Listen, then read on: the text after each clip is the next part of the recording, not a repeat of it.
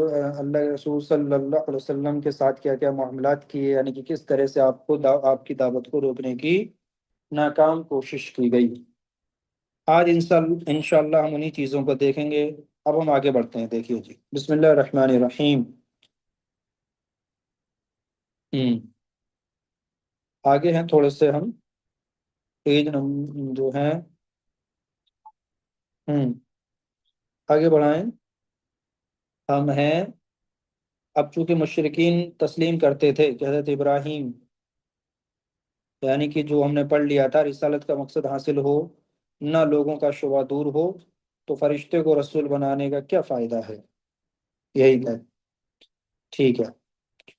بسم اللہ الرحمن الرحیم۔ اب چونکہ مشرکین تسلیم کرتے تھے کہ حضرت ابراہیم علیہ السلام، حضرت اسماعیل علیہ السلام اور حضرت موسیٰ علیہ السلام پیغمبر تھے اور بشر بھی تھے، اس لیے انہیں اس شبہ پر جمنے اور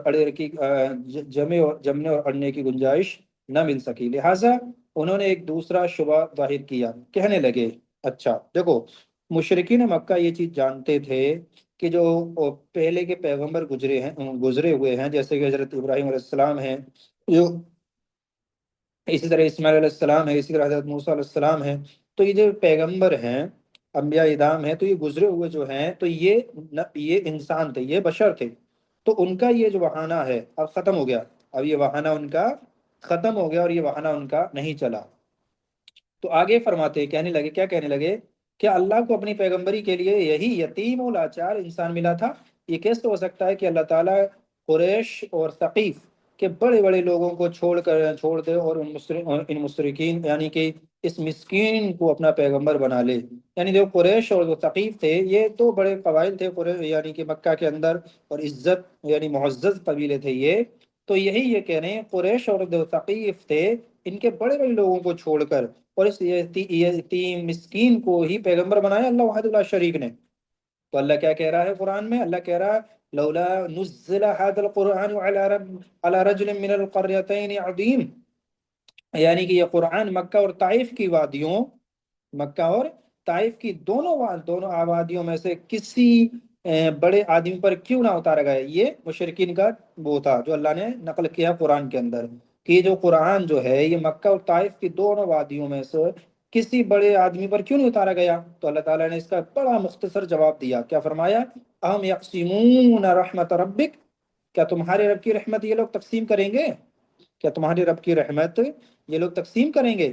تو یہ جواب بہت ہی زیادہ پختہ ہے اور یہ بہت ہی مختصر جواب ہے وحدہ لا شریک نے جو دیا ہے، لیکن یاد رکھیے گا، جواب مختصر ہے لیکن بات پوری ہے، اس کے اندر بات پوری ہے۔ اور معاملہ یہ ہے کہ یہ جو بھی لوگ اعتراضات کرتے ہیں اسلام کے اوپر یا کسی اور طرح سے اسلام کو ٹارگٹ کرنا چاہتے ہیں، چاہے رسالت کے طور پر ہو، چاہے توحید کے اوپر ہو، چاہے اور مسائل کے اوپر ہو، تو حالانکہ بالکل ان کے باطل جو ہے دلائل ہوتے ہیں اور باطل ان کے جو ہوتے ہیں نظریات ہوتے ہیں، باوجود اس کے یہ جو دعویٰ کرتے ہیں، تو ان ایسے لوگوں سے بہت مختصر جواب کے تحت بات کی جائے جیسے اللہ نے کی ہے، اہم یقسمون رحمت ربک، کیا تمہارے رب کی رحمت یہ لوگ تقسیم کریں گے؟ ظاہر سی بات ہے، رب کی رحمت ہے تو رب ہی تقسیم کرے گا، تو یہ کون ہوتے ہیں کہنے والے؟ تو اللہ کہہ رہا ہے یعنی وحی، یعنی جو اللہ نے کہا ہے کہ تمہارے رب کی رحمت کیا یہ لوگ تقسیم کریں گے، یعنی وحی، قرآن، نبوت اور رسالت سب کی سب اللہ کی رحمت ہے، اور اللہ ہی جانتا ہے کہ اپنی رحمت کیسے تقسیم کرے، کس کو دے اور کس کو نہ دے۔ چنانچہ اللہ تعالیٰ ارشاد کیا فرماتا ہے، اللہ عالم حیث یجعل رسالتہ، اللہ بہتر جانتا ہے کہ اپنی رسالت کہاں دے، یعنی کس کو دے، کس کو دے، کہاں رکھے، یہ اللہ رب العالمین بہتر جانتا ہے۔ تو اللہ کو یہ نہ بتائیں، یہ لوگ جو مشرکین مکہ ہیں، یہ اللہ کو نہ بتائیں کہ اللہ نے اسی مسکین کو چنا، اسی یتیم کو چنا۔ ارے اللہ جس کو چاہے اس کو چنتا ہے، اللہ کی بادشاہت، اللہ کی مرضی، اللہ کا حکم ہے، اور اللہ اپنے حکم میں کسی کو شامل نہیں کرتا ہے۔ چونکہ اس جواب کے آگے ان کا کوئی عذر چل نہیں سکتا تھا، اس لیے انہوں نے ایک اور شبہ یہ پیش کیا۔ ہم دیکھتے ہیں کہ جو شخص دنیا کے بادشاہوں میں سے کسی بادشاہ کا ایل جی ہوتا ہے، اس کے لیے بادشاہ کی طرف سے جاہ و حشمت کے تمام لوازم، یعنی کہ جو قدم و حشم ہے نا، مال و جاگیر اور جاہ و جلال کے تمام وسائل فراہم کیے جاتے ہیں، وہ جب چلتا ہے تو اس کے جلد میں جو ہے اردلی ہے نا، اس کے جلد میں اردلی پاسوان اور بڑے بڑے معزز لوگ ہوتے ہیں، پھر کیا بات ہے کہ محمد صلی اللہ علیہ وسلم کا اللہ کا ایل جی ہوتے ہوئے جو لقمۂ زندگی کے لیے بازاروں میں گھوم دھکے کھاتا پھرتا ہے؟ یہ ان کا جواب تھا، یہ ان کا یعنی کہ یہ ان کا اعتراض، دوسرا اعتراض تھا، ٹھیک ہے نا؟ اچھا، اس میں جو ہے دیکھیے ان کا خلاصہ اس پوری بحث کا یہ ہے کہ یہ جو مشرکین کہہ رہے ہیں کہ بادشاہوں کے جو ایل جی ہوتے ہیں تو ان کے لیے کیا معاملہ رہتا ہے؟ ان کے لیے معاملہ یہ رہتا ہے کہ ان کے ساتھ ساتھ چلنے کے والے لوگ ہوتے ہیں، ٹھیک ہے نا؟ ان کے خادم ہوتے ہیں، ہے نا، خدمت کرنے والے، اور اسی طرح جو ہے ان کا ایک رعب دبدبا ہوتا ہے، اسی طرح شان و شوکت ہوتی ہے نا، اور جو ہے نوکر چاکر ہوتے ہیں۔ تو یہ سب ایک جو دنیا کا ایل جی، دنیا کا جو بادشاہ کا ایل جی ہوتا ہے اس کے ساتھ یہ سارا معاملہ ہوتا ہے، کوئی اس سے ہم کلام نہیں ہو سکتا، یعنی کہ اس کا ایک رتبہ، ایک رعب ہوتا ہے۔ تو یہ جو آپ صلی اللہ علیہ وسلم چونکہ اللہ کے بادشاہوں کے بادشاہ کے جو ایل جی ہیں، تو ان کا یہ معاملہ ایسا کیوں ہے کہ یہ لقمۂ زندگی کے لیے بازاروں میں دھکے کھاتے پھرتے ہیں؟ تو اللہ تعالیٰ نے اس میں کیا فرمایا؟ اللہ تعالیٰ نے ان کی اس بات نقل کرتے ہوئے فرمایا لولا انزل الیہ ملک فیکون معه نذیرا او یلقى الیہ کنز او تکون له جنۃ یأکل منها وقال الظالمون ان تتبعون الا رجلا مسحورا۔ آخر اس کے اوپر کوئی فرشتہ کیوں نہ اتارا گیا؟ یعنی جو یہ ہے ان کی بات نقل اللہ نے کیسے کی ہے کہ یہ مشرکین کیا کہتے ہیں، آخر اس کے اوپر کوئی فرشتہ کیوں نہ اتارا گیا جو اس کے ساتھ دوڑے، اس کے ساتھ ڈراوے کا کام کرتا، یا اس کی جانب کوئی خزانہ کیوں نہ اتارا گیا، ہے نا، کوئی خزانہ کیوں نہ اتار دیا گیا، یا اس کے پاس کوئی ایسا باغ کیوں نہ ہوا جس سے وہ کھاتا کھاتا رہتا۔ چنانچہ ان ظالموں نے کہا کہ تم لوگ مہدے کے ایک ایسے عامی کی، ہے نا، ایک ایسے عامی کی پیروی کر رہے ہو جس پر جادو کر دیا گیا ہے۔ آپ صلی اللہ علیہ وسلم امی تھے، تو ایسے عامی یعنی ایسے شخص کی آپ پیروی کر رہے ہو جس پر جادو کر دیا گیا ہے، یہ تھا مشرکین کا اعتراض۔ لیکن معلوم ہے کہ نبی اکرم صلی اللہ علیہ وسلم، ہے نا، چھوٹے بڑے، کمزور طاقتور، غریب مالدار، نیچے اونچے، غلام آزاد، ہر طرح کے لوگوں کے پاس پیغمبر بنا کر بھیجے گئے تھے۔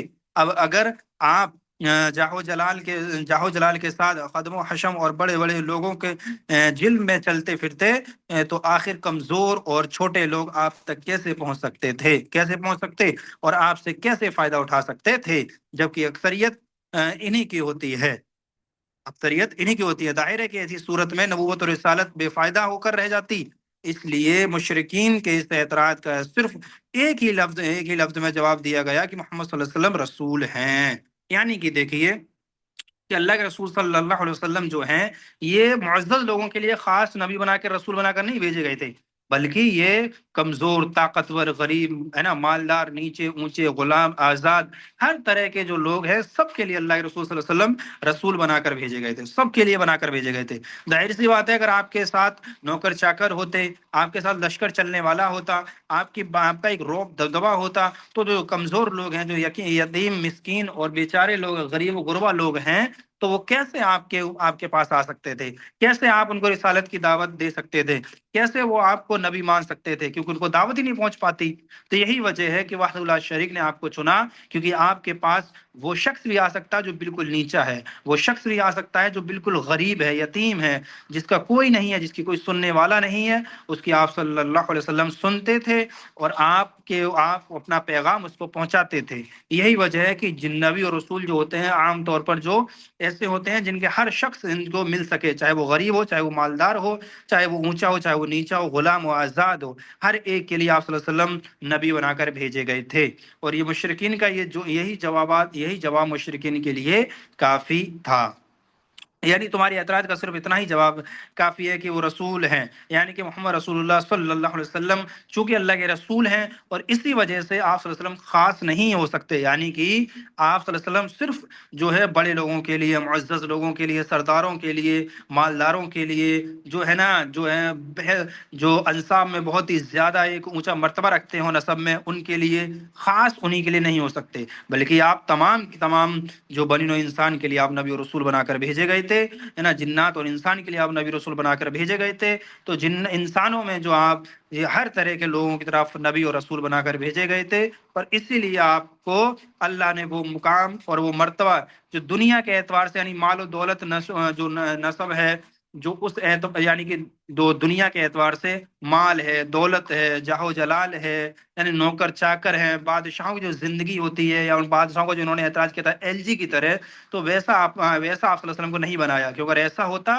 تو بہت سارے ایسے لوگ تھے جو آپ سے بات نہیں کر سکتے تھے۔ آج بھی ہم دیکھتے ہیں معاشرے کے اندر ایک بڑا افسر جب آتا ہے تو بہت سارے ایسا جو ہمارے طبقے، ہمارے معاشرے کے اندر ہمارا جو طبقہ ہے ایک، تو بہت سارے ایسے افراد ہیں، بہت سارے ایسے لوگ ہیں جو اس بڑے جو افسر ہوتا ہے اس سے بات نہیں کر سکتے، ڈرتے ہیں وہ، کہیں افسر کچھ کہہ نہ دے، کہیں کوئی ہماری زبان سے بے ادبی نہ ہو جائے، کوئی ایسی زبان سے بات نہ نکل جائے جو افسر کا معاملہ نیچا ہو جائے اس کو، اور اس کو برا لگ جائے۔ اور چونکہ وہیں ایک عام شخص جو ہوتا ہے، جبکہ ایک عام شخص جو ہوتا ہے اس سے کتنا بھی نیچا شخص ہو وہ بھی بات کر لیتا ہے، وہ جانتا ہے کہ اس سے کوئی مسئلہ نہیں بنے گا، اس کا کوئی وہ بات نہیں ہوگی۔ تو ابتدائی مرحلے میں اگر ایسا ہوتا تو معاملہ بگڑ جاتا۔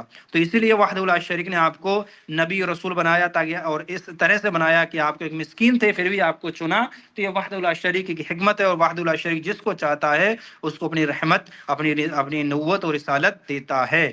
اور اسی کے ذریعے آپ صلی اللہ علیہ وسلم سے بہت سارے لوگ ہم کلام ہوئے، اور آپ جو یتیم، مسکین، جو غریب، غلام جو تھے وہی پہلے اسلام قبول کرنے والے بنے۔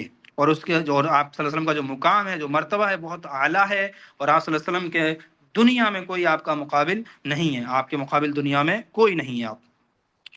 اچھا، اس کے بعد کیا فرمایا، یعنی تمہارے اعتراض کا صرف اتنا ہی جواب کافی ہے کہ رسول اللہ صلی اللہ علیہ وسلم، یعنی محمد صلی اللہ علیہ وسلم اللہ کے رسول ہیں، کیونکہ تم نے ان کے لیے جاہ و حشمت اور مال و دولت کا جو مطالبہ کیا ہے نا، اس کے ہوتے ہوئے عام لوگوں میں رسالت کی تبلیغ ہو ہی نہیں سکتی، ہے نا، جبکہ عام لوگ ہی رسالت کا اصل مقصود ہیں، یعنی عام لوگ جو ہوتے ہیں، عام شخص جو ہوتے ہیں، وہی رسالت کا اصل مقصود ہوتے ہیں کہ ان تک رسالت پہنچے، تو یہی اصل مقصود ہوتے ہیں۔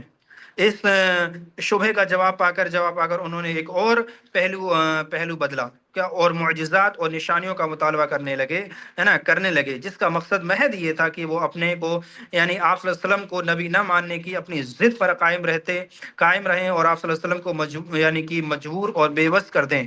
اس معاملے میں مشرکین اور نبی کریم صلی اللہ علیہ وسلم کے درمیان جو بات چیت ہوئی اس کا کچھ حصہ ہم آگے چل کر انشاءاللہ ذکر کریں گے۔ یہ کہہ رہے ہیں، اچھا، یہ جو پوری انہوں نے جو ہیلے بنائی، کس لیے بنائی؟ صاحب کتاب کیا کہہ رہے ہیں؟ صرف ان کا مقصد یہ تھا کہ آپ صلی اللہ علیہ وسلم کی رسالت کو تسلیم نہ کیا جائے، اور رسالت نہ تسلیم کرنے کی جو ضد ہے ان کی، اس پر وہ بدوقت قائم رہیں اور ایسے ہیلے بہانے بناتے رہیں، لیکن وحدہ لا شریک کو کچھ اور ہی منظور تھا۔ اب رہ جاتا ہے پہلا معاملہ، یعنی توحید کا، جو سارے اختلاف کی اصل بنیاد تھی۔ تو اس کی شکل یہ تھی کہ مشرکین اللہ تعالیٰ کو اس کی ذات اور اکثر صفات اور افعال میں، ہے نا، اکثر جو ہے صفات و افعال میں ایک ہی مانتے تھے۔ وہ کہتے تھے صرف اللہ ہی خالق ہے، جس نے آسمان و زمین اور ان کے درمیان کی ساری چیزیں پیدا کی ہیں، وہی ہر چیز کا خالق بھی ہے، اور صرف وہی مالک بھی ہے، اسی کے ہاتھ میں آسمان و زمین اور ان کے بیچ کی ساری چیزوں کی ملکیت ہے، صرف وہی رزاق ہے، اور جو انسان، حیوان، چوپائے، درندے، پرندے، ہے نا، غرد، ہر زندہ چیز کو روزی دیتا ہے۔ صرف وہی ہے صرف وہی مدبر ہے جو آسمان اور زمین تک کا سارا نظام چلاتا ہے، اور چھوٹی بڑی ہر چیز، یہاں تک کہ چیونٹی اور ذرے تک کے معاملات کا انتظام کرتا ہے۔ صرف وہی آسمان اور زمین اور ان کے درمیان جو کچھ ہے سب کا رب ہے، وہی عرش عظیم کا رب ہے، اور وہ ہر چیز کا رب ہے۔ اسی نے سورج، چاند، ستارے، پہاڑ، درخت، چوپائے، جن، انسان اور فرشتے سب کو اپنے تابع فرما کر رکھا ہے، یعنی کہ تابع فرمان رکھا ہے، اور سب کے سب اسی کے سامنے جھکے ہوئے ہیں۔ وہ جس کو چاہے پناہ دے، اسے کوئی پکڑ نہیں سکتا، اور جس کو چاہے پکڑ لے اسے کوئی پناہ نہیں دے سکتا۔ وہی زندہ کرتا ہے، وہی مارتا ہے، اور جو چاہتا ہے کرتا ہے، اور جو حکم چاہے لگاتا ہے، نہ کوئی اس کا حکم روک سکتا ہے اور نہ اس کا فیصلہ بدل سکتا ہے۔ یہ ساری باتیں مشرکین تسلیم کرتے تھے، اور ان سب میں وہ اللہ کو ایک اکیلا اور یکتا مانتے تھے۔ وہ اللہ کی ذات اور مذکورہ جو صفات و افعال میں کسی کو شریک نہیں مانتے تھے، البتہ ان سب باتوں میں، یعنی ان سب باتوں میں وہ اللہ کو ایک ماننے کے بعد وہ کہتے تھے، یعنی کہ دیکھیے وہ یہ جتنے افعال ہم نے بتائے، جتنے صفات اللہ کی بتائی ہیں کہ خالق اللہ ہے، مالک اللہ ہے، رازق اللہ ہے، مدبر اللہ ہے، آسمان و زمین کو پیدا کرنے والا اللہ ہے، یعنی کہ اس سے کیا معلوم ہوا کہ وہ مشرکین مکہ جو تھے وہ اللہ کو رب مانتے تھے۔ آج جو اگر کوئی شخص یہ کہہ دے کہ تمہارا عقیدہ مشرکین مکہ جیسا ہے کہ تم اللہ کے ساتھ دوسروں کو شریک کرتے ہو، تو لوگ بہت ساری اعتراض کرتے ہیں کہ مشرکین مکہ اللہ کو نہیں مانتے تھے۔ غلط ہیں، وہ اللہ کو مانتے تھے۔ اور یاد رکھیے گا جتنی بھی انسان آئے ہیں، جتنے بھی انسان آئے دنیا کے اندر، سب نے رب کو، اللہ کو رب مانا ہے۔ یعنی کہ توحید ربوبیت جو ہے، توحید کے 3 اقسام ہیں: توحید ربوبیت، توحید الوہیت، توحید اسماء و صفات۔ تو توحید ربوبیت میں کسی کا اختلاف نہیں ہے جی، توحید ربوبیت میں کسی کا اختلاف نہیں ہے، یاد رکھیے گا۔ توحید ربوبیت کو ہر شخص نے مانا ہے، یعنی کہ جتنی بھی امتیں آئیں، ہر امت نے توحید ربوبیت کا اقرار کیا ہے۔ آج یہ ملحدین جو ہیں، جو مبعوث ہو چکے ہیں بدبخت، تو یہ کہتے ہیں کہ رب نہیں ہے، ان کو نہیں پتہ ان کے آباء و اجداد بھی رب کو رب مانتے تھے۔ ہاں، اصل جو اختلاف ہوا امتوں کے مابین، جو اسلام اور جو غیر اسلام کے ماننے والے ہیں، ان کے درمیان جو اصل اختلاف ہے، وہ اختلاف کیا ہے کہ توحید الوہیت کا اختلاف ہے، کہ رب کی عبادت کرو، وحدہ لا شریک کی عبادت کرو۔ رب تو سبھی مانتے تھے، آدم علیہ السلام سے لے کے آخر تک سبھی رب مانتے تھے اللہ کو، لیکن اللہ کی عبادت کرنے میں وہ معاملہ خلط ملط کرتے تھے۔ اللہ کی عبادت کرنے میں وہ اوروں کو شریک کرتے تھے، یاد رکھیے گا، اوروں کو شریک کرتے تھے۔ اللہ کی جو توحید اسماء و صفات ہے، یعنی کہ جو اسماء اللہ کے نام ہیں، جو صفات اللہ کے ہیں، جو افعال اللہ کے ہیں، تو ان میں مشرکین شریک کرتے تھے۔ لیکن یاد رکھیے گا، رب ماننے میں اللہ کو رب ماننے میں توحید جو مشرکین مکہ ہیں، وہ اس میں کوئی شریک نہیں کرتے تھے، اللہ کو رب مانتے تھے۔ یہی پورا نقشہ صاحب کتاب نے کھینچا ہے۔ اچھا، آگے کیا ہے؟ اس کے بعد وہ کیا کہتے تھے؟ اللہ نے اپنے بعد مقرب اور مقبول بندوں، جیسے مثلا پیغمبر ہیں، اولیاء اللہ ہیں، ہے نا، جیسے کہ پیغمبر ہیں، مثلا پیغمبر اور نبیوں کو، اولیاء کرام کو اور بزرگان دین کو، اچھے اور نیکوکار لوگوں کو اس دنیا کے بعد کاموں میں کچھ تصرف کرنے کا اختیار دیا ہے، یعنی کہ کسی کام میں دخل کرنے کا کچھ نہ کچھ اختیار دیا ہے، اور وہ اللہ کے دیے ہوئے اس اختیار کی بنا پر تصرف کرتے ہیں۔ مثلا اولاد دے دیتے ہیں، مصیبت دور کر دیتے ہیں، بیمار کو شفا دے دیتے ہیں، اور بعد دیگر ضرورتیں پوری کر دیتے ہیں۔ اور اللہ نے انہیں یہ اختیار اس لیے دیا ہے کہ وہ اللہ کے مقرب ہیں، یعنی اللہ کے قریب ہیں، اور اللہ کے نزدیک ان کا خاص مرتبہ اور مقام ہے۔ اور چونکہ اللہ نے ان کو یہ تصرف و اختیار دے رکھا ہے، اس لیے وہ بندوں کی ضرورتیں غیبی طریقے سے پوری کر دیتے ہیں، چنانچہ بعد مصیبتیں دور کر دیتے ہیں، بعد بلائیں ٹال دیتے ہیں، اور جس سے خوش ہو جاتے ہیں اسے اللہ کا مقرب بنا دیتے ہیں، اور اللہ سے اس کی سفارش کر دیتے ہیں۔ یہ مشرکین مکہ کا عقیدہ تھا، یہ دو ٹوک ان کا عقیدہ تھا، جو آج کے کلمہ گو مشرک کے اندر بھی آپ لوگ پا سکتے ہو۔ آپ کو ملے گا جب آپ ان سے کہو گے کہ اللہ کی عبادت کرو، تو ان کی عبادت مت کرو صاحب قبر کی، تو وہ کیا کہتے ہیں کہ ہم اللہ کی ہی عبادت کرتے ہیں، یہ صاحب قبر جو ہیں یہ اللہ کے پاس ہماری سفارش کرتے ہیں، ہمارے سفارشی ہیں۔ تو مشرکین مکہ بھی یاد رکھیے گا، وہ بھی مشرکین جو مکہ ہیں وہ بھی یہی کرتے تھے کہ جو اولیاء اللہ ہیں، پیغمبر ہیں، اور نیکوکار ہیں، صالحین ہیں، بزرگان دین ہیں، ان کو وہ اللہ نہیں سمجھتے تھے، بلکہ وہ کیا سمجھتے تھے کہ اللہ نے جو ان کے امور اللہ کے ہیں، ان میں ان کا تصرف ہے اللہ کی اجازت سے۔ جو آج لوگ کہتے ہیں کہ ہم نہیں کہتے یہ جو بزرگان دین اولیاء اللہ ہیں کہ ڈائریکٹ مدد کرتے ہیں، بلکہ کیا ہے کہ اللہ کے حکم سے عطائی مدد کرتے ہیں، تو آج بھی یہ لوگ کرتے ہیں، اور یہی عقیدہ مشرکین مکہ کا تھا، اور یہی عقیدہ آج کے کلمہ گو مشرک کا ہے۔ اور اسی طرح جو وہ کہتے تھے کہ مشرکین مکہ کی اللہ کے ہمارے سفارشی ہیں، ہماری سفارش کرتے ہیں، ہمارے معاملات کو آسان کروا دیتے ہیں، یہ اللہ کے قریب ہے، اللہ کے مقرب ہیں، اور ہم چونکہ گنہگار ہیں تو ہم وہ کام نہیں کر سکتے، یا ہم اللہ کو راضی نہیں کر سکتے، اور یہ اللہ والے ہیں، اور یہ اللہ بزرگان دین ہیں، یہ انبیاء اعظام ہیں، تو یہ کیا کر دیں گے؟ اللہ کے مقرب بندے ہیں، اللہ کے قریب ہیں یہ، اور یہ ہمیں بھی اللہ کے قریب کر دیں گے۔ اور آج کا کلمہ گو مشرک بھی یہی بات کہتا ہے۔ تو تو یہ عقیدہ تھا جس کو آپ لوگ ذہن نشین فرما لیں، یاد کر لیں کہ مشرکین مکہ جو تھے ان کا عقیدہ اور آج کے کلمہ کو مشرک کا عقیدہ سیم ہے جی، ایک جیسا ہے۔ اس کے بعد کیا ہے، مشرکین نے اپنے ان فاسد خیالات کے بنا پر ان انبیاء اعظام، اولیاء اکرام، بزرگان دین اور نیکوکار لوگوں کو اپنے اور اللہ کے درمیان وسیلہ بنایا۔ کیا بنایا جی؟ دیکھیے، وسیلہ بنایا اور ایسے ایسے اعمال ایجاد کیے جن کے ذریعے سے ان لوگوں کا قرب اور ان کی رضامندی حاصل ہو سکے۔ اچھا جی، دیکھیے جی، یہاں پر جو بات آئی ہے وسیلے کی، تو وسیلہ کیا ہے؟ اللہ رب العالمین نے جو قرآن میں فرمایا ہے کہ اللہ کا قرب حاصل کرو، اللہ کا وسیلہ حاصل کرو۔ دیکھو اللہ تعالیٰ قرآن میں یہی فرماتا ہے، سورہ مائدہ کی آیت ہے، میرے دماغ سے وہ آیت نکل رہی ہے کہ اللہ تعالیٰ قرآن میں کیا فرماتا ہے کہ اگر یعنی اللہ رب العالمین کا، اے ایمان والو، اللہ رب العالمین کا قرب حاصل کرو، ہے نا، اللہ رب العالمین کا تقرب حاصل کرو۔ یہ سورہ مائدہ کی غالباً آیت نمبر 35 ہے، آیت نمبر 35 ہے سورہ مائدہ کی، جس میں اللہ رب العالمین یہی ارشاد فرما رہا ہے۔ تو اس آیت کے اندر معلوم کیا ہوا کہ جو وسیلہ ہے یہ اللہ رب العالمین نے کیا کیا ہے، اس کو جو اگر بعض لوگ کیا کہتے ہیں کہ جو حدیث ہیں یہ کیا کرتے ہیں، وسیلے کو قبول نہیں کرتے، مقبول نہیں کرتے۔ تو وسیلہ ہے کیا، پہلے ہم اس کو دیکھتے ہیں، اور وسیلے کی شرائط کیا ہیں ہم ان کو بھی دیکھتے ہیں، ہے نا، اور وسیلے کی قسمیں کیا ہیں جی، ہم ان کو بھی دیکھتے ہیں پہلے۔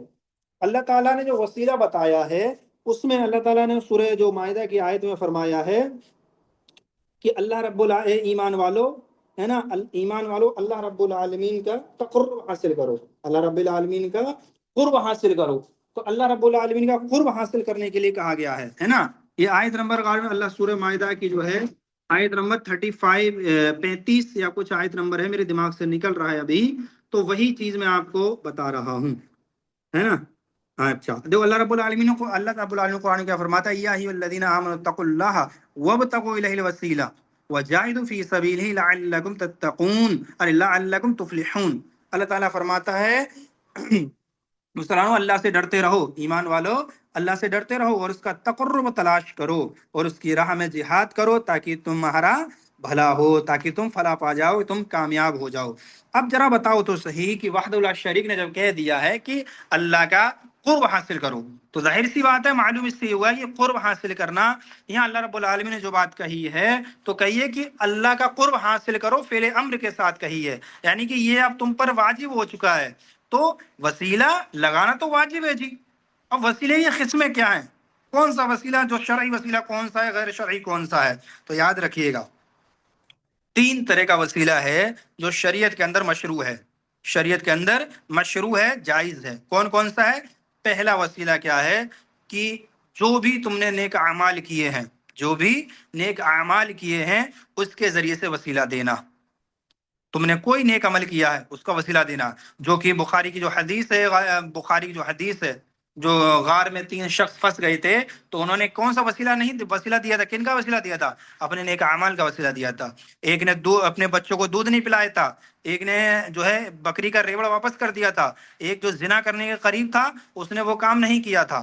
تو یہ تینوں نے اپنے اپنے اعمال کا وسیلہ دیا اور اللہ رب العالمین نے وہ غار کے منہ سے پتھر کو ہٹا دیا اور وہ باقاعدہ آرام سے باہر نکل گئی، ٹھیک ہے۔ اور اسی طرح دوسرا شرعی وسیلہ کون سا ہے کہ جو نیک اور صالح ہیں، زندہ ہیں، حیات ہیں، نیک اور صالح ہیں، ان سے دعا کروانا۔ جیسے حضرت عمر خطاب رضی اللہ تعالی عنہ، جو عمر بن خطاب رضی اللہ تعالی عنہ ہیں، انہوں نے حضرت جو عبداللہ بن عباس رضی اللہ تعالی عنہ کا وسیلہ دیا تھا، ہے نا، حضرت جو عباس رضی اللہ تعالیٰ عنہ کا وسیلہ دیا تھا، اور کیا فرمایا تھا؟ جو دعا تھی کہ اللہ اب سے پہلے آپ صلی اللہ علیہ وسلم ہمارے درمیان موجود تھے تو ہم کیا کرتے تھے، ان کا آپ کا وسیلہ دیتے تھے اور آپ کے وسیلے سے وحدہ اللہ شریک تو بارش نازل کر دیتا تھا، اور آپ صلی اللہ علیہ وسلم اب ہمارے درمیان نہیں ہیں تو ہم آپ کے چچا عباس رضی اللہ تعالیٰ عنہ کا وسیلہ دیتے ہیں اور تو ہمارے حق میں یہ دعا قبول فرما جو عباس رضی اللہ تعالیٰ عنہ نے کی ہے، اور باقاعدہ بارش شروع ہو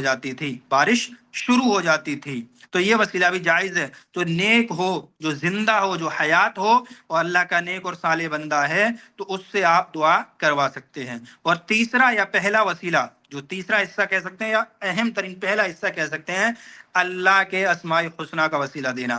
اللہ تو رحمان ہے، تجھے رحمان ہونے کا واسطہ، تجھے رحیم ہونے کا واسطہ، تجھے غفور ہونے کا واسطہ، یعنی اللہ کے جو 99 نیمز ہیں، ہے نا، تو ان کا وسیلہ دینا، اللہ کے ناموں کا وسیلہ دے کر، یہ اللہ کے ناموں کا وسیلہ دینا یہ بھی جائز، اور دعا کرنا اس سے یہ بھی جائز ہے۔ اس کے علاوہ، ان تین وسیلوں کے علاوہ، یعنی تین طریقوں کے علاوہ چوتھا کوئی طریقہ رائج نہیں ہے، اور کوئی طریقہ جائز نہیں ہے، کوئی طریقہ مشروع نہیں ہے۔ تو یاد رکھیے، اہل الحدیث کا یہ عقیدہ ہے دو ٹوک، کہ یہ جو وسیلہ ہے، پہلے ہم اس کی ڈیفینیشن بتائیں گے، اس کا جو معنی مفہوم بتائیں گے۔ ہم ڈائریکٹ یہ نہیں کہہ دیں گے وسیلہ لگانا کلی طور پر حرام ہے، نہیں جی، حرام نہیں ہے۔ وسیلہ کون سا وسیلہ لگا رہے ہو؟ کیا آپ مشرکین مکہ والا وسیلہ لگا رہے ہو، یا نیک اور صالح والا وسیلہ لگا رہے ہو، یا وہ وسیلہ لگا رہے ہو جس کو وحدہ لا شریک نے لگایا، ارے اللہ کے رسول صلی اللہ علیہ وسلم نے لگایا، یا وہ وسیلہ لگا رہے ہو جس کو، یا وہ وسیلہ جس کو مشرکین مکہ نے لگایا، اور اللہ کے رسول صلی اللہ علیہ وسلم نے جو وسیلہ لگایا اس کو لگا رہے ہو، صحابہ نے لگایا اس کو لگا رہے ہو، نیک و صالح لگاتے ہیں اس وسیلے کو لگا رہے ہو، تو جائز اور درست ہے۔ اچھا جی، یہ وسیلے کا پورا معنی مفہوم تھا۔ یاد رکھیے، اگر کوئی شخص آپ سے یہ کہے کہ وسیلہ لگانا کیسا ہے مزہ لینے کے لیے، تو آپ اس سے کہہ دو وسیلہ لگانا واجب ہے، وسیلہ لگانا واجب ہے۔ اور سورہ مائدہ کی آیت نمبر 35 نمبر کی آیت اس کو دے دو، کہ اس میں تو اللہ تعالیٰ فرماتا ہے کہ اے ایمان والو، اللہ کا قرب حاصل کرو، وسیلہ کا معنی یہ قرب حاصل کرنا، اللہ کا قرب حاصل کرنا۔ ٹھیک ہے جی، اس کے بعد ہم آگے بڑھتے ہیں جی۔ چنانچہ وہ مشرکین پہلے ان اعمال کو بجا لاتے، پھر عاجزی کے ساتھ، ہے نا، عاجزی کے ساتھ گڑ گڑا کر ان ہستیوں سے فریاد کرتے اور کہتے، کن ہستیوں سے؟ جن ہستیوں کو انہوں نے اللہ کا جو مقرب بنا رکھا تھا، اللہ کا، انہوں نے کہا تھا کہ ان کو اللہ کا، یہ اللہ کے مقرب بندے ہیں، اور اللہ کے جو ہے نا، جو وہ بندے ہیں جن کو اللہ نے تصرف کرنے کا اختیار دے رکھا، یعنی کہ جو ان کے معبودان باطلہ تھے، ان کے سامنے گڑ گڑاتے تھے، ان کو سامنے پکارتے تھے، اور ان کے سامنے فریاد کرتے تھے، دعا کرتے تھے۔ کیا کہتے تھے؟ ہماری ضرورت پوری کر دو، ہماری مصیبت ٹال دو، اور ہمارا خطرہ دور کر دو۔ آج کا مشرک بھی یہی کہتا ہے نا۔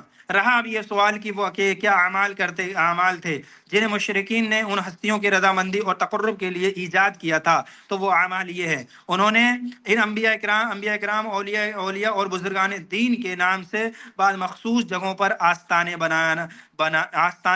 بنا کر وہاں ان کی اصلی یا خیالی تصویر یا مورتیاں سجا رکھی تھیں۔ یعنی کہ مشرکین مکہ کو یہ لگا، ان کے خیال میں یہ آیا کہ یہ جو جگہ ہے، یہ مخصوص جگہ ان کے اولیاء اللہ اور انبیاء اور بزرگان دین اور نیک اور صالح لوگوں کی، جو ان کے دماغ میں خیال آیا کہ یہاں کے یہ ان کا آخری جو وقت تھا یہاں تھا، یا انہوں نے زندگی یہاں گزاری، تو انہوں نے کیا کر دیا، اسی جگہ کو خاص کر دیا، اسی جگہ پر آستانے بنا دی، یعنی مندر بنا دیے، یعنی کہ قبریں بنا دی، یعنی کہ وہاں پر جو شرکیہ اعمال ہوتے ہوں اس جگہ وہاں پر وہ بنا دی، یا تو ان کے خیال میں جگہ تھی یا اصلی جگہ تصور کی وہاں پر، اور بنا دی، اور مورتیاں وہاں پر بنا دی۔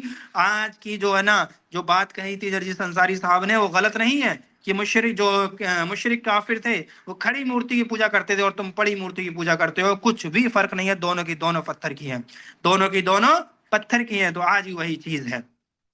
اور کہیں کہیں ایسا بھی ہوا کہ ان کے خیال میں بعد اولیاء کرام اور بزرگان دین کی قبریں مل گئیں، تو مورتی تراشنے کے بجائے انہی قبروں پر آستانے بنا دیے۔ یہ ہے نا، جو سیرت ابن ہشام جو ہے اس کے اندر یہ چیز ملے گی آپ کو، سیرت ابن ہشام کے اندر جلد نمبر 1 اور صفحہ نمبر 83 کے اندر یہ مل جائے گی۔ بہت ہی شاندار کتاب ہے یہ سیرت کے اوپر۔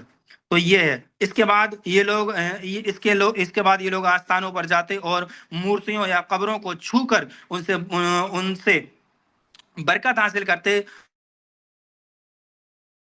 لگاتے، تعظیم کے طور پر ان کے سامنے کھڑے ہوتے، نظر و نیاز پیش کرتے، چڑھاوے چڑھاتے، اور ان طریقوں سے ان کی قربت اور ان کا فضل چاہتے۔ نیز نظر و نیاز اور چڑھاوے کے طور پر یہ لوگ اپنی کوئی بھی چیز پیش کر دیتے تھے، کھیتی سے حاصل ہونے والا گلے، ہے نا، کھانے پینے کی چیزیں، جانور، چوپائے، سونا چاندی، مال و اسباب، غرض جس سے جو ہو سکتا تھا نظر کر دیا کرتا تھا، نظر کر دیتا تھا۔ دیکھیے جی، آج کا بھی یہی معاملہ ہے۔ آج اٹھتے بیٹھتے لوگ کیا کہتے ہیں، فلانے بابا کے یہاں چادر چڑھائیں گے، فلانے بابا ہمارا یہ کام کر دو تو ہم یہ کریں گے، یہ ڈیگ چڑھائیں گے، یہ بکرا چھوڑ دیا، یہ کر دیا۔ تمام طرح کے جو امور آج کے مشرک، کلمہ گو مشرک انجام دے رہے ہیں، یہی مشرکین مکہ انجام دیتے تھے۔ اور وہ اگر یہ انجام دے رہے ہیں تو وہ کافر، جو قرآن کہہ رہا ہے، اور اگر یہ انجام دے رہے ہیں تو مومن۔ سبحان اللہ، سبحان اللہ۔ کھیت، اور اسی کی طرف دیکھو، کھیتی گلے اور کھانے پینے کی چیزیں، سونا چاندی اور مال اسباب چڑھانے کا طریقہ یہ تھا کہ ان کے آستانوں پر جو کچھ مجاور، ان کے آستانوں پر کچھ مجاور اور درباری ہوا کرتے تھے، مشرکین یہ چیزیں ان مجاوروں کو پیش کرتے اور مجاور انہیں قبروں اور مورتیوں پر چڑھا دیتے تھے۔ آج جیسے کہ آج کے ٹائم پر آپ جاؤ تو آپ کو قبروں پر یہ چیز ملے گی، عام طور پر ملے گی۔ میں مشاہدہ کر چکا ہوں، میں ان چیزوں کا مشاہدہ کر چکا ہوں۔ میں خود ایک نعوذ باللہ قبر پرست تھا، ہے نا، میں خود، اللہ نے مجھے نکالا ہے کہ میں بہت بدبخت تھا اس ٹائم، جو علم نہیں تھا، جانکار نہیں تھا، جانتا نہیں تھا، اس گھر میں پیدا ہوا جس گھر میں آج بھی، یا نہیں آج نہیں کہیں گے تو قبل بہت ٹائم پہلے جو کلمہ کو مشرک رہا کرتے تھے، اور ہم بھی انہی میں شامل تھے۔ یہ اللہ کا احسان، فضل اور کرم ہے کہ اس نے توحید کی نعمت سے نوازا، اس نے ہمیں علم دین سے نوازا، اس نے ہمیں جو حقیقی علم ہے اس سے نوازا، اور الحمدللہ ہم شرک اور بدعات سے پاک و صاف ہوئے، اور اہل سنت والجماعت، اہل الحدیث، اہل توحید کی صفوں میں شامل ہوئے، الحمدللہ۔ تو ہم نے اس کا مشاہدہ ہم نے کر رکھا ہے، اس کو آنکھوں سے ہم نے دیکھ رکھا ہے۔ تو یہ جو چیزیں، جو اعمال یہ بتائے جا رہے ہیں مشرکین مکہ کے، تو سیم یہی اعمال ہم کیا کرتے تھے، سیم یہی اعمال ہم کیا کرتے تھے، نعوذ باللہ من ذالک۔ عام طور پر ان کے بغیر، اچھا، قبروں پر مورتیوں پر چڑھا دیتے تھے، ٹھیک ہے۔ عام طور پر ان کے بغیر براہ راست کوئی چیز نہیں چڑھائی جاتی تھی، البتہ جانوروں اور چوپایوں کو چڑھانے کا طریقہ علیحدہ تھا۔ وہ اس کی، ہے نا، اس کی بھی کئی شکلیں تھیں، اور اس کی بھی کئی شکلیں تھیں۔ چنانچہ وہ کبھی ایسا کرتے تھے کہ یعنی کہ ان اولیاء کرام اور بزرگان دین کی رضامندی کے لیے جانوروں کو ان کے نام پر آزاد چھوڑ دیتے۔ وہ جہاں چاہتا چرتا اور گھومتا پھرتا، کوئی اسے کسی طرح کی تکلیف نہ پہنچاتا، بلکہ اسے تقدس کی نظر سے دیکھا جاتا۔ اور کبھی ایسا کرتے کہ جانوروں کو ان ولیوں اور بزرگوں کے آستانے پر لے جا کر ذبح کر دیتے، اور کبھی ایسا کرتے کہ آستانے کے بجائے، ہے نا، گھر ہی پر ذبح کر لیتے، لیکن کسی ولی یا بزرگ کے نام پر ذبح کرتے، کسی ولی اور بزرگ کے نام پر ذبح کرتے۔ آج بھی بہت سارے لوگ ہیں، کالو خان بابا کے نام سے بکرا چھوڑ دیتے ہیں، اجمیر میں جا کے ڈیک کرتے ہیں، ہے نا، اور اسی طرح جو ہے دم مداڑ بابا کے پاس جا کے چادر چڑھاتے ہیں، اور وہاں پر جا کے منڈن کرواتے ہیں بچوں کے سر کا۔ آج بھی یہ سارے اعمال ہو رہے ہیں۔ تو کل وہ مشرکین مکہ کر رہے تھے، اور آج ہم کر رہے ہیں، اور ہم مومن ہیں اور وہ کافر ہیں۔ سبحان اللہ، سبحان اللہ۔ ان کاموں کے علاوہ مشرکین کا ایک کام یہ بھی تھا کہ وہ سال میں ایک دو مرتبہ ان ولیوں اور بزرگوں کے آستانوں پر میلہ لگاتے۔ ان کے لیے خاص تاریخوں میں ہر طرف سے لوگ اکٹھے ہوتے، اور اوپر کی جو حرکتیں ذکر کی گئی ہیں وہ سب کرتے۔ آستانوں کو چھوڑ کر برکت، یعنی آستانوں کو چھو کر برکت حاصل کرتے، ان کا طواف کرتے، نظر نیاز پیش کرتے، ہے نا، چڑھاوے چڑھاتے، جانور قربان کرتے وغیرہ۔ یہ سالانہ عرس یا میلہ ایسا اہم ہوتا کہ اس میں دور و نزدیک سے چھوٹے بڑے ہر طرح کے لوگ حاضر ہو کر اپنی نیاز پیش کرتے اور اپنا مقصد حاصل کرنے کی امید رکھتے۔ یہ سارا کام کون کرتے تھے؟ مشرکین مکہ کرتے تھے۔ یہ سارا کام مشرکین مکہ کرتے تھے، ٹھیک ہے۔ اس کے بعد کیا ہے؟ یہ سارا کام مشرکین اس غرض سے کرتے تھے کہ ان اولیاء اکرام اور بزرگان دین کا تقرب اور ان کی خوشنودی حاصل کر کے انہیں اپنے اور اللہ کے درمیان وسیلہ بنائیں، اور ان کا دامن پکڑ کر اللہ تک پہنچ جائیں، کیونکہ وہ سمجھتے تھے کہ یہ اولیاء اکرام اور بزرگان دین انہیں اللہ کے قریب پہنچا دیں گے اور ان کی ضرورتوں کے لیے اللہ سے سفارش کر دیں گے۔ چنانچہ یہ لوگ ساری نظر نیاز پیش کرتے، یعنی ساری نظر نیاز پیش کرنے کے بعد ان ولیوں اور بزرگوں کو پکارتے، پکارتے، جیسا کہ آج کا مشرک بھی کلمہ گو مشرک بھی پکارتا ہے۔ اے بابا میرا فلاں کام بن جائے اور فلاں مصیبت ٹل جائے، اور سمجھتے تھے کہ ان کی باتیں سنتے ہیں، یعنی وہ ان کی باتیں سنتے ہیں اور جو مراد مانگی جائے وہ پوری کرتے ہیں، بگڑی بناتے ہیں مصیبتیں ٹالتے ہیں، ہے نا، بگڑی بناتے ہیں مصیبتیں ٹالتے ہیں، اور ایسا یا تو وہ خود اللہ، یعنی کہ ایسا یا تو خود اللہ کے دیے ہوئے تصرف اختیار کے ماتحت کر لیتے ہیں، یا اللہ سے سفارش کر کے کرا لیتے ہیں۔ یہ مشرکین کا عقیدہ تھا۔ یہ تھا مشرکین کا شرک، اور یہ تھی غیر اللہ کے لیے ان کی عبادت، اور یہ تھا اللہ کے ماں سوا کو معبود بنانا اور شریک ٹھہرانا، اور یہ تھے انبیاء اعظام، اولیاء اکرام، بزرگان دین اور نیکوکار صالحین، جن کو مشرکین نے معبود بنا رکھا تھا۔ اب نبی اکرم صلی اللہ علیہ وسلم جو توحید کی دعوت لے کر اٹھے اور اللہ کے سوا ہر معبود کو چھوڑنے کا مطالبہ کیا، تو مشرکین پر یہ بات بہت گرا گزری اور انہیں یہ مطالبہ بہت بھاری اور غلط محسوس ہوا۔ انہوں نے کہا یہ کوئی سازش ہے جی، ہے نا، جو اندر سے کچھ اور باہر سے کچھ اور باہر سے کچھ اور ہے۔ آگے کیا فرماتے ہیں؟ وہ کہتے ہیں یہ کیا تک ہے، یہ کیا تک ہے، قرآن میں اس کا اللہ نے ذکر کیا کہ یہ کیا تک ہے کہ اس نے سارے معبودوں کی جگہ ایک معبود بنا ڈالا، یہ تو عجیب چیز ہے۔ اور ان کے بڑوں کا ایک گروہ، ان کا بڑوں کا ایک گروہ اٹھا، ان کے بڑوں کا ایک گروہ اٹھا ہے نا، ایک گروہ جو تھا وہ اٹھا۔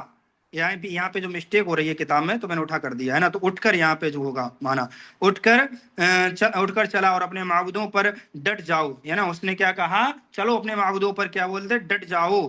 یقیناً یہ کوئی سوچا سمجھا منصوبہ ہے، ہم نے تو ایسی بات کسی اور ملت میں نہیں سنی، ملت میں سنی نہیں ہے، ہو نہ ہو یہ گھڑی ہوئی بات ہے، ہو نہ ہو یہ گھڑی ہوئی بات ہے۔ اس کے بعد جب دعوت و تبلیغ کا کام مزید آگے بڑھا اور ادھر مشرکین بھی اپنے شرک کو بچانے، اسلام کی تبلیغ روکنے اور مسلمانوں کے دل و دماغ سے اسلام کا اثر دھونے کے لیے حجت و بحث کے میدان میں اتر پڑے، تو ان پر مختلف پہلوؤں سے دلیلیں قائم کی گئیں۔ ان سے پوچھا گیا کہ آخر تمہیں یہ بات کہاں سے معلوم ہوئی کہ اللہ نے اپنے مقرب اور مقبول بندوں کو اس دنیا میں تصرف کی قوت دے رکھی ہے، اور وہ ضرورتیں پوری کرنے اور مصیبتیں ٹالنے اور پر قدرت رکھتے ہیں؟ اس کی صرف دو ہی صورتیں ہو سکتی ہیں، ایک یا تو ان میں غیب معلوم ہو گیا ہو، یا تو تمہیں غیب معلوم ہو گیا ہے، یا پھر پچھلے انبیاء نے کوئی کتاب چھوڑی ہو اور اس میں تمہیں یہ بات لکھی ہوئی مل گئی ہو۔ چنانچہ اللہ تعالیٰ نے فرمایا ام عندہم الغیب فہم یکتبون، کیا ان کے پاس غیب ہے جسے وہ لکھتے ہیں؟ اور کیا فرمایا ایتونی بکتاب من قبل ھذا واثارۃ او اثارت من علم ان کنتم صادقین، میرے پاس پہلے کی کوئی کتاب لاؤ یا علم الہی کا کوئی بقیہ لاؤ اگر تم لوگ سچے ہو۔ اور آگے اللہ تعالیٰ کیا فرماتا ہے؟ قل هل عندکم من علم فتخرجوه لنا ان تتبعون الا الظن وان انتم الا تخرصون۔ اے پیغمبر ان سے کہو کہ کیا تمہارے پاس کچھ علم ہے؟ اگر ہے تو تمہارے سامنے لاؤ، ہے نا، ہمارے سامنے لاؤ، اگر ہے تو ہمارے سامنے لاؤ، ورنہ حقیقت تو یہ ہے کہ تم لوگ محض گمان کی پیروی کرتے ہو اور ادھر ادھر کی جو اٹکل پچو لگاتے ہو۔ چونکہ یہ بات مشرکین بھی تسلیم کرتے تھے کہ انہیں نہ تو غیب کا کوئی علم ہے اور نہ انبیاء کی کتابوں میں سے کسی کتاب میں انہیں یہ بات ملی ہے، اس لیے انہوں نے نہایت صفائی سے کہا بل نتبع ما وجدنا علیہ آباءنا، بلکہ ہم نے اپنے باپ دادا کو جس بات پر پایا ہے نا اسی کی پیروی کر رہے ہیں۔ آج کا مشرک بھی یہی چیز کہتا ہے جی۔ آج جو ان سے کہو یہ جو تم قبروں پہ جا رہے ہو، مزارے بنا رہے ہو، ان کو پکار رہے ہو، ان سے فریاد کر رہے، نظر و نیاز کر رہے ہو، جو تم غیر اللہ کی عبادت کر رہے ہو، تو ذرا بتاؤ تو اس کی دلیل تو دو۔ اس کی دلیل تو دو، قرآن سے دو، حدیث سے دو۔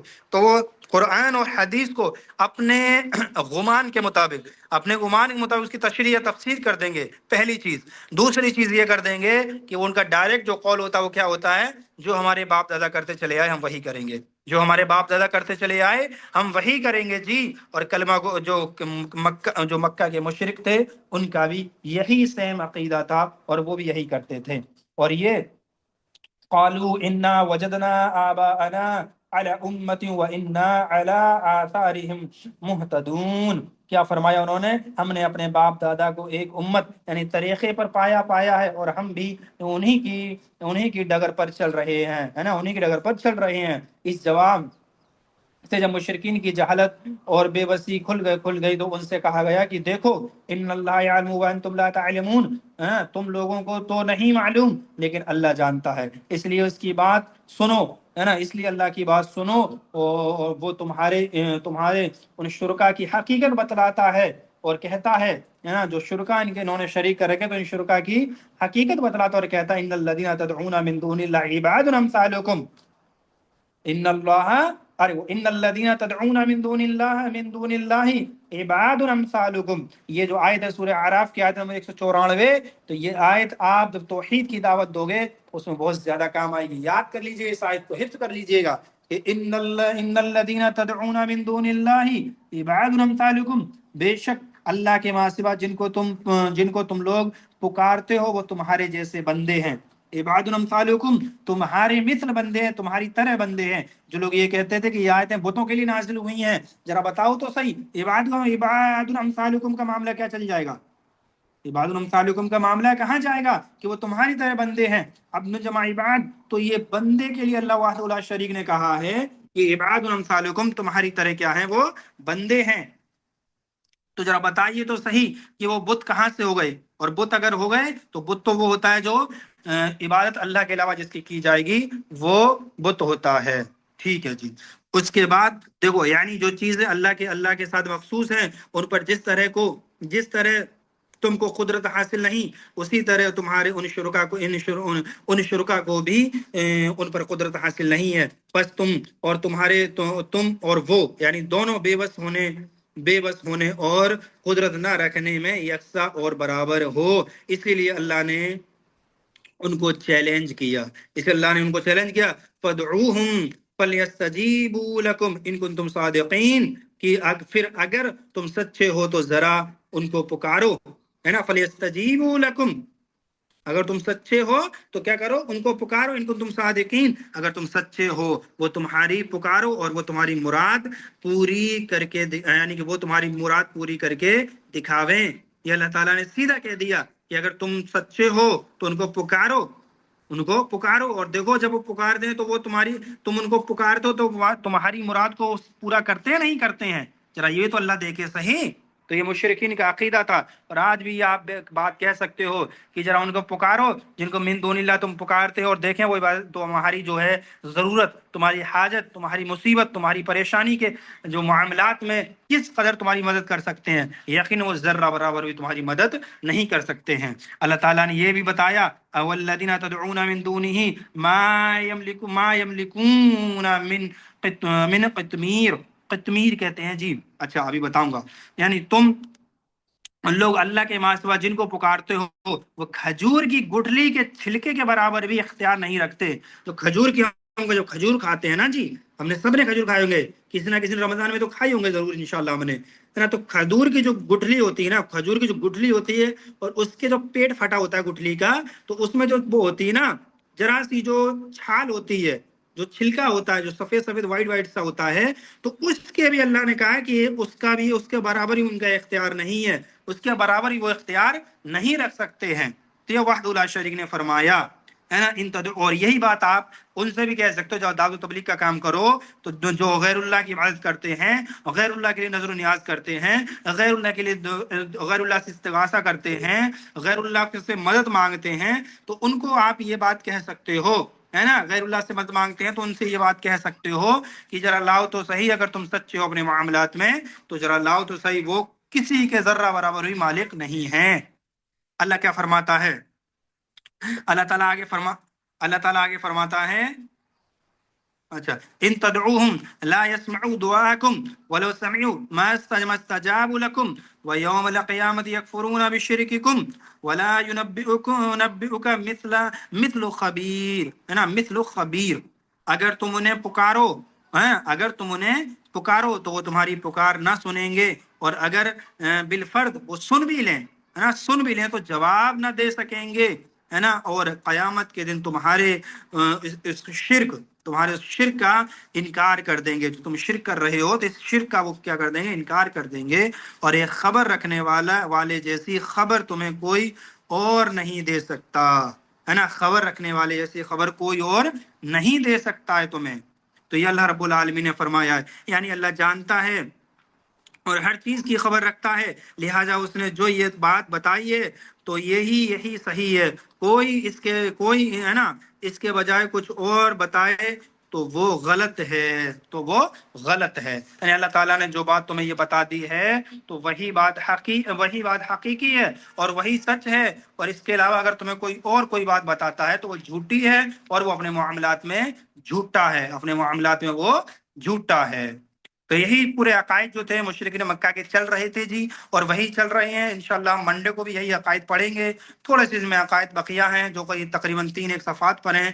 اس کے بعد انشاءاللہ مسلمانوں کی جو مسلمانوں کو پریشانیاں دی گئی، ان کو پریشان کیا گیا، اس کے بارے میں انشاءاللہ ہم پڑھیں گے. اللہ رب العالمین سے دعا ہے کہ ہمیں کہنے سننے سے عمل کی توفیق عطا فرما، قرآن و سنت پر عمل کرنے کی توفیق عطا فرما. پڑھاتے وقت جو بات زبان سے نکل جائے، جو غلط بات ہو، تو اللہ رب العالمین اس کو معاف فرما. اور اللہ رب العالمین قرآن و سنت کے تحت پڑھنے اور پڑھانے کی توفیق عطا فرما. آمین. وآخر دعوانا ان الحمد للہ رب العالمین. السلام علیکم ورحمۃ اللہ وبرکاتہ.